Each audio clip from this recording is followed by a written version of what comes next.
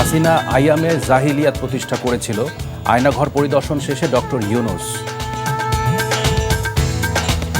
গাজীপুরে বৈষম্য বিরোধী আন্দোলনে আহত কাশেমের মৃত্যু, ডেভিল হান্ট অব্যাহত থাকবে, স্বরাষ্ট্র উপদেষ্টা।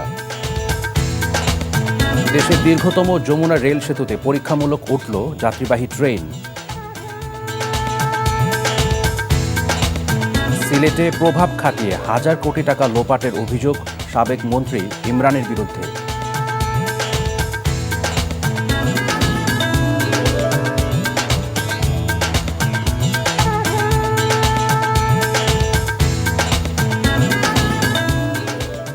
আসসালামু আলাইকুম, নজরুল ইসলাম বাবু স্বাগত জানাচ্ছি এনটিভির দেশের খবরে। ক্রাউন সিমেন্ট শিরোনাম দেখছিলেন, এবার পুরো খবর। প্রধান উপদেষ্টা ডক্টর মোহাম্মদ ইউনূস বলেছেন, বিগত আওয়ামী লীগ সরকার দেশে আইয়ামে জাহিলিয়াত প্রতিষ্ঠা করে গেছে, যার একটা নমুনা আয়নাঘর। যারা গুম ও আয়নাঘরে নির্যাতনের সাথে জড়িত তাদের বিচার করা হবে বলে জানিয়েছেন তিনি। রাজধানীর 3টি স্থানে আয়নাঘর পরিদর্শনে গিয়ে এসব বলেন প্রধান উপদেষ্টা। ইমরুল আহসানের রিপোর্ট।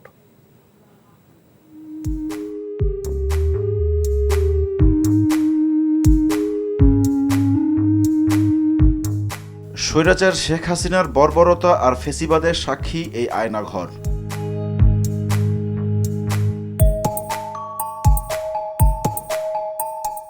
গুম করা ব্যক্তিদের গোপন এই কারাগারেই আটকে রাখা হতো দিনের পর দিন। অমানবিক নির্যাতন হতো বন্দীদের উপর, যার শিকার অসংখ্য মানুষ।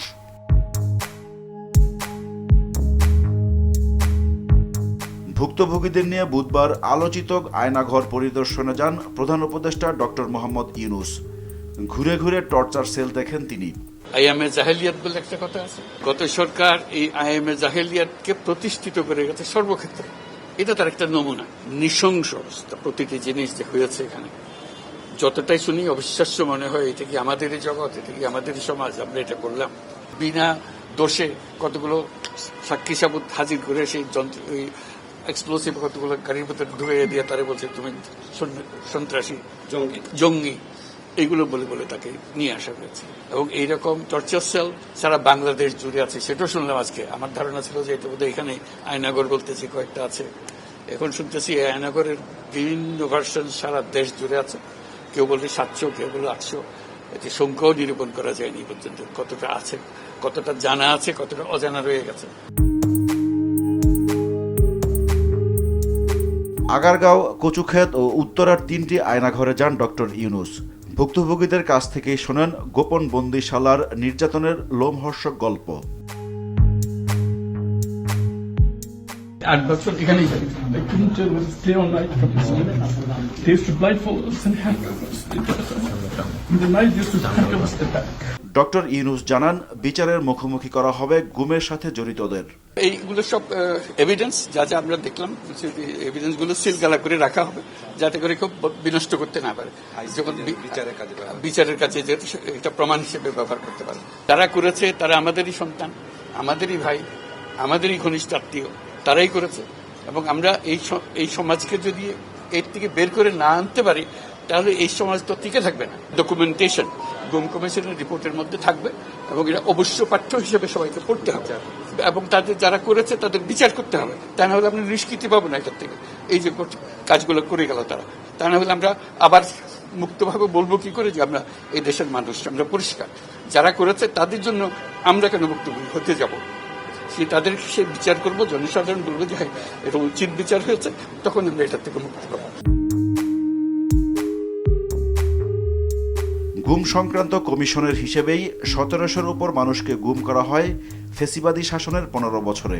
5ই আগস্ট স্বৈরাচারের পতনের পর কেউ কেউ ফিরে এলেও এখনো খোঁজ মেলেনি অনেকের। Imrul Ahsan, NTV news, Dhaka. গাজীপুরে আওয়ামী লীগের নেতাকর্মীদের হামলায় আহত বৈষম্য বিরোধী ছাত্র আন্দোলনের সদস্য আবুল কাশেম মারা গেছেন। ঢাকা মেডিকেল হাসপাতালের আইসিইউতে চিকিৎসাধীন অবস্থায় বিকেলে মারা যান তিনি। এ ঘটনায় নিহতের পরিবারের শোকের ছায়া নেমে এসেছে। নিহত আবুল কাশেম বৈষম্য বিরোধী ছাত্র আন্দোলনে সক্রিয় সদস্য ছিলেন। স্বৈরাচার পতনের আন্দোলনে রাজপথে ছিলেন কাশেম। নিহত কাশেমের বাড়ি গাজীপুর জেলার গাছা থানার ভোটবাজার দক্ষিণ কলমেশ্বর এলাকায়। সন্ত্রাসী ও চাঁদাবাজদের ধরতে সারা দেশে যৌথ বাহিনীর অপারেশন ডেভিল হান্ট অব্যাহত রয়েছে। খুলনায় যৌথ বাহিনীর অভিযানে সাবেক পৌর কাউন্সিলর, আওয়ামী লীগ নেতাসহ 14 জনকে গ্রেফতার করা হয়েছে। মঙ্গলবার রাতভর নগরীর বিভিন্ন স্থানে অভিযান চালিয়ে খুলনা 1 নম্বর ওয়ার্ডের সাবেক কাউন্সিলর শাহাদাত মিনাকে গ্রেফতার করা হয়।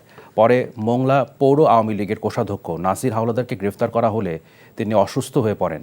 তাকে খুলনা মেডিকেল কলেজ হাসপাতালে ভর্তি করা হয়। সাভারে আশুলিয়ায় অভিযান চালিয়ে 5 জনকে গ্রেফতার করা হয়। উদ্ধার করা হয় বিদেশি পিস্তল ও গুলি। অপারেশন ডেভিল হান্টে খাগড়াছড়িতে আওয়ামী লীগ ও সহযোগী সংগঠনের 13 নেতাকর্মীকে গ্রেফতার করা হয়েছে। সারা দেশে অপারেশন ডেভিল হান্ট সফল হচ্ছে বলে মন্তব্য করেছেন স্বরাষ্ট্র উপদেষ্টা লেফটেন্যান্ট জেনারেল অবসরপ্রাপ্ত মোহাম্মদ জাহাঙ্গীর আলম চৌধুরী। সকালে গাজীপুরের শফিপুর আনসার ভিডিপি একাডেমিতে বাংলাদেশ আনসার ও গ্রাম প্রতিরক্ষা বাহিনীর ৭৭তম প্রতিষ্ঠা বার্ষিকী ও ৪৫তম জাতীয় সমাবেশ উপলক্ষে আয়োজিত অনুষ্ঠান শেষে সাংবাদিকদের একথা বলেন তিনি। স্বরাষ্ট্র উপদেষ্টা বলেন, যৌক্তিক যে কোনো আন্দোলনই অন্তর্বর্তীকালীন সরকার মেনে নেবে, তবে অযৌক্তিক কোনো কিছুই মানা সম্ভব না। আওয়ামী লীগকে নিষিদ্ধ করার বিষয়ে কোনো সিদ্ধান্ত হয়নি বলে জানিয়েছেন স্বরাষ্ট্র উপদেষ্টা। আওয়ামী লীগের নিষিদ্ধর ব্যাপারে এখন পর্যন্ত কোনো ডিসিশন আমি অবশ্য জানি না এই ব্যাপারে, যেহেতু এই ব্যাপারে আমি কমেন্টও করতে চাই না। যেগুলি যৌক্তিক দাবি ওইগুলি গুরুত্ব সহকারে বিবেচনা করা হইতেছে, আর যেগুলি অযৌক্তিক দাবি ওইগুলি তো আর বিবেচনা করা হবে না। ডেভিল হান্ট কতটুকু কার্যকরী হচ্ছে, আপনারা যেহেতু গাজীপুরের বাসে, এটা তো গাজীপুরের ভিতরেই পড়ছে, তা আপনারা এসব সবচেয়ে বেশি বলতে পারবেন কতটুকু কার্যকরী হচ্ছে। দেশের বিভিন্ন স্থানে চলছে বিএনপির রোড মার্চ ও পথসভা কর্মসূচি। দ্রুত নির্বাচনী রোডম্যাপ ঘোষণা, আইনশৃঙ্খলা পরিস্থিতির উন্নতি এবং নিত্য প্রয়োজনীয় দ্রব্যের মূল্য সহনীয় পর্যায়ে রাখার দাবি জানিয়েছেন বিএনপি নেতারা। লালমনিরহাট সহ বিভিন্ন জেলায় রোড মার্চ ও পথসভা কর্মসূচি অনুষ্ঠিত হয়েছে। এতে প্রধান অতিথি হিসেবে উপস্থিত রয়েছেন স্থায়ী কমিটির সদস্য গয়েশ্বরচন্দ্র রায়। সুনামগঞ্জে জেলা বিএনপির সমাবেশ থেকে এসব দাবি জানানো হয়। এতে প্রধান অতিথি ছিলেন সাবেক সিটি মেয়র আরিফুল হক চৌধুরী। অন্তর্বর্তী সরকারকে অবিলম্বে নির্বাচন দিয়ে জনগণের কাছে ক্ষমতা হস্তান্তরের দাবি জানান তিনি। এদিকে মুন্সিগঞ্জের সিরাজদি খান উপজেলায় জেলা বিএনপির রোড মার্চ ও পথসভা অনুষ্ঠিত হয়েছে। এ সময় জেলা বিএনপির আহ্বায়ক মিজানুর রহমান সিনহা সহ অন্যরা উপস্থিত ছিলেন। পরে জেলা শহরের থানারপুল এলাকায় অনুষ্ঠিত হয় সমাবেশ।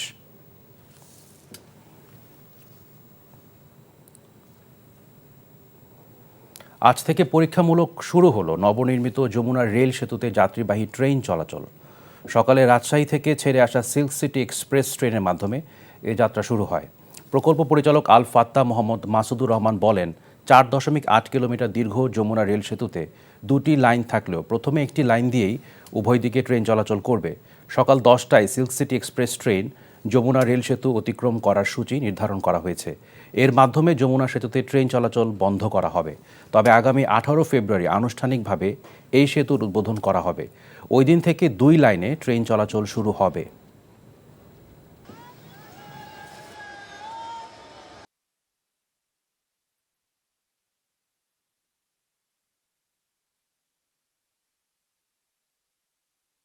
অক্লান্ত পরিশ্রমের পরে সফল একটা জিনিস দিতে পেরেছি।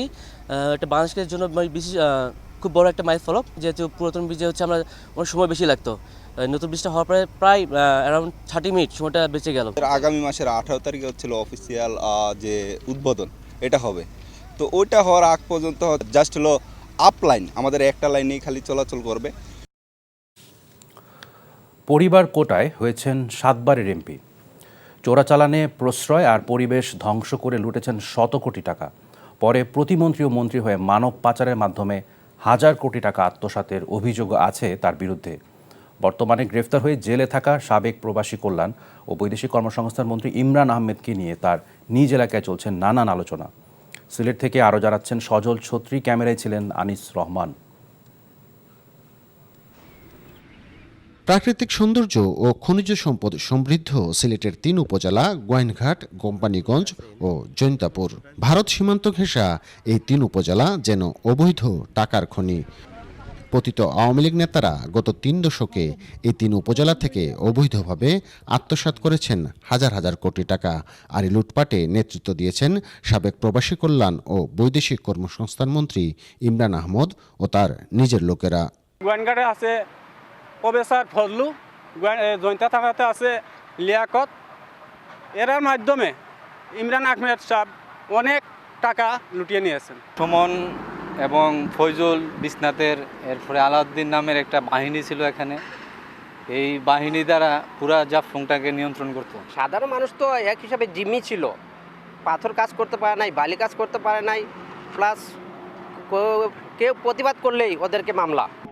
অনেকটা অরাজনৈতিক ব্যক্তি হলেও শেখ হাসিনা পরিবারের ঘনিষ্ঠতা সূত্রে এমপি হয়েছেন 7 বার। ভারত সীমান্ত ব্যবহার করে অবাধ চোরাচালান আর নির্বিচারে টিলা পাহাড় কেটে পরিবেশ ধ্বংসের পেছনে মূল কারিগর ছিলেন এমপি ইমরান। জাফলং, ভোলাগঞ্জ, বিছানাকান্দি, শ্রীপুরের মতো পর্যটন স্পট খুঁড়ে বিক্ষত করা ইমরান আহমদের নিজস্ব বাহিনীর হাতে নিশ্চিহ্ন হয়েছে সীমান্ত ঘেঁষা শাহ আরেফিন টিলার মতো বহু টিলা ও কৃষি জমি। তবে শেখ পরিবার ঘনিষ্ঠ এই মন্ত্রীর বিরুদ্ধে কোনো অভিযোগই ধোপে টেকেনি। ডেজার লাগাইছে, এক্সকেভেটর লাগাইছে, বোমা মেশিন লাগাইছে, এখানে কিন্তু লক্ষ লক্ষ কোটি কোটি টাকা উনি লুটে নিয়ে গেছে, কিন্তু আদৌ কিন্তু আমাদের জাফলংয়ের কোনো ভালো করা নাই। বিরোধী দলীয় লোকদের উপর অহেতুক মামলা, মিথ্যা মামলা, হয়রানি সবকিছু উনার ইশারাঙ্গিতে হয়েছিল। মন্ত্রী হয়ে মানব পাচারের মাধ্যমে 24,000 কোটি টাকা আত্মসাতের অভিযোগে ইমরান আহমদের বিরুদ্ধে রাজধানীর পল্টন থানায় মামলা হয় গত বছরের 3 সেপ্টেম্বর। 21 অক্টোবর রাতে বনানী থেকে গ্রেফতার হন তিনি। 5 ফেব্রুয়ারি সিলেট মহানগর ম্যাজিস্ট্রেট আদালতে হাজির করে জুলাই আগস্ট আন্দোলনে হত্যাসহ আরও 3 মামলায় গ্রেফতার দেখানো হয়েছে তাকে। সজল ছত্রী, এনটিভি নিউজ, সিলেট। রাজশাহীর চারঘাটের সারদায় বাংলাদেশ পুলিশ একাডেমি থেকে পুলিশ সুপার তানভীর সালেহীন ইমনকে আটক করা হয়েছে। গত রাতে ঢাকা মেট্রোপলিটন পুলিশের গোয়েন্দা শাখার একটি দল তাকে আটক করে নিয়ে যায়। তানভীর সালেহীন ইমন সারদা পুলিশ একাডেমিতে পুলিশ সুপার বেসিক ট্রেনিং 2 পদে কর্মরত ছিলেন। রাজশাহী রেঞ্জ পুলিশের অতিরিক্ত ডিআইজি সারোয়ার জাহান এ তথ্য নিশ্চিত করেছেন। তবে কেন তাকে আটক করা হয়েছে তা জানাতে পারেনি পুলিশ। পবিত্র রমজান মাসকে সামনে রেখে নিত্য প্রয়োজনীয় দ্রব্যের মূল্য সহনীয় রাখতে চট্টগ্রামে সচেতনতামূলক প্রচার অভিযান চালিয়েছে ভোক্তা অধিকার সংরক্ষণ অধিদপ্তর। দুপুরে রিয়াজউদ্দিন বাজারে ঘণ্টাব্যাপী এই অভিযানের সময় ব্যবসায়ী ও ক্রেতাদের মধ্যে এই সচেতনতা কার্যক্রম চালানো হয়। ভোক্তা অধিকারের উপপরিচালক ফয়জুল্লার নেতৃত্বে এই অভিযান চালানো হয়। এ সময় খোলা ও অস্বাস্থ্যকর পরিবেশে মিষ্টি বিক্রির অভিযোগে 3 দোকানকে 30,000 টাকা জরিমানা করা হয়। অভিযানে মূল্য তালিকা প্রদর্শন না করা ও নির্ধারিত দামে পণ্য বিক্রি না করায় বেশ কয়েকটি সবজি আড়ত ও দোকানকে সতর্কতামূলক নির্দেশনা দেওয়া হয়। বাংলাদেশ কৃষি বিশ্ববিদ্যালয়ে কৃষি যান্ত্রিকীকরণ নিয়ে 2 দিনব্যাপী আন্তর্জাতিক সম্মেলন শুরু হয়েছে। সকালে শহীদ সৈয়দ নজরুল ইসলাম অডিটোরিয়ামে এই সম্মেলন উদ্বোধন করেন কৃষি সচিব ডক্টর মোহাম্মদ এমদাদুল্লাহ মিয়া। সম্মেলনে দেশি বিদেশি বিজ্ঞানীরা অংশগ্রহণ করেন। কৃষি সচিব বলেন, দেশের বিভিন্ন মৌজায় কখন কী পরিমাণ ফসল উৎপাদিত হয় তা নিরূপণের জন্য ড্রোন সহ আধুনিক প্রযুক্তি ব্যবহার করা হবে এবং এজন্য একটি প্রকল্প নেওয়া হয়েছে। ফলে দেশের উৎপাদিত ফসলের প্রকৃত ধারণা পাওয়া যাবে। পঞ্চগড়ে চতুর্থবারের মতো ফুটেছে ভিনদেশি টিউলিপ। টিউলিপ ফুলকে ঘিরে গড়ে উঠেছে ইকো ট্যুরিজম ব্যবস্থা। ভিড় করছেন পর্যটকরা। পর্যটনের পাশাপাশি স্থানীয় পর্যায়ে আর্থসামাজিক উন্নয়ন ও কৃষি অর্থনীতিতে গুরুত্বপূর্ণ ভূমিকা পালন করছে টিউলিপ বাগান। এ চাষে লাভবান হওয়ায় সচ্ছলতা ফিরেছে নারী উদ্যোক্তাদের পরিবারে। পঞ্চগড় থেকে সাজ্জাদুর রহমান সাজ্জাদের পাঠানো রিপোর্ট।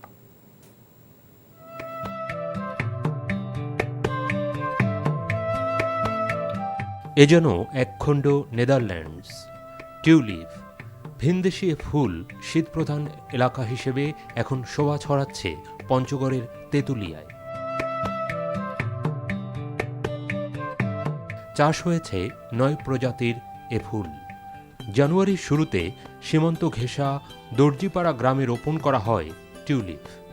মাত্র 20 থেকে 25 দিনের মধ্যে চারা গজায়। আগামী 2 মাস থাকবে রাজসিক সৌন্দর্য সৌরভ। বাগানে রং বেরঙের ফুল দেখে মুগ্ধ পর্যটক ও দর্শনার্থীরা। কেউ ছুঁয়ে দেখছেন, কেউ ফ্রেমে বন্দি করছেন বর্ণিল মুহূর্ত, কেউ বা কিনছেন টিউলিপ। আমি একটা স্কুল পিকনিক এসেছি, তবে এখানে আসে খুব ভালো লাগছে। টিউলিপ প্রথম দেখলাম আমার মনে হয় জীবনে আমি। এত সুন্দর একটা টিউলিপের বাগান করেছে, যেটা সত্যি আমরা দেখে মুগ্ধ হলাম। এই ফুল দেখে অনেক ভালো লাগছে। টিউলিপ ফুল আমি এর আগে এরকম ফুল কখনো দেখিনি, তো ফর দ্য ফার্স্ট টাইম। এবার ১৩ জন নারী উদ্যোক্তা ১ একর জমিতে চতুর্থবারের মতো চাষ করেছেন চোখ ধাঁধানো এ ফুল। সংসারের কাজের ফাঁকে এ চাষাবাদ করে স্বাবলম্বী হচ্ছেন প্রত্যন্ত পল্লীর নারীরা। টিউলিপ চাষ করে আমরা অধিক লাভজনক হচ্ছি। এটি যেহেতু অল্প দিনের মধ্যে হয়ে যাচ্ছে, গতবারের তুলনায় এবার আরো বেশি মানুষ আসতেছে। আর্থিকভাবে স্বাবলম্বী হয়েছি এবং সংসার ভালোই চলতেছে, সুখে শান্তিতে চলতেছে, ছেলে মেয়েদের লেখাপড়া শিখাইতে পারতেছি। নারীর ক্ষমতায়ন বৃদ্ধি, নারী উদ্যোক্তাদের সহযোগিতায় বেসরকারি উন্নয়ন সংস্থা ইকো সোশ্যাল ডেভেলপমেন্ট অর্গানাইজেশনের উদ্যোগে এখানে ফুটতে শুরু করে টিউলিপ। টিউলিপ ফুলের মাধ্যমে আমাদের এই কৃষাণী নারীরা তাদের অর্থনৈতিক উন্নয়নের মুক্তি খুঁজছে। টিউলিপ ফুলের পাশাপাশি যাতে ইকো ট্যুরিজম, যেটা ইএসডি এর মাধ্যমে পরিচালিত হবে, অন্য রকম কিছু এসে যাতে পর্যটকরা এখানে পায় বছরব্যাপী, সেই আমাদের চিন্তা ভাবনা রয়েছে। পর্যাপ্ত সরকারি সহায়তা পেলে নেদারল্যান্ডসের এ ফুলের চাষাবাদের পরিধি বৃদ্ধি পাবে বলে জানান সংশ্লিষ্টরা। NTV news desk.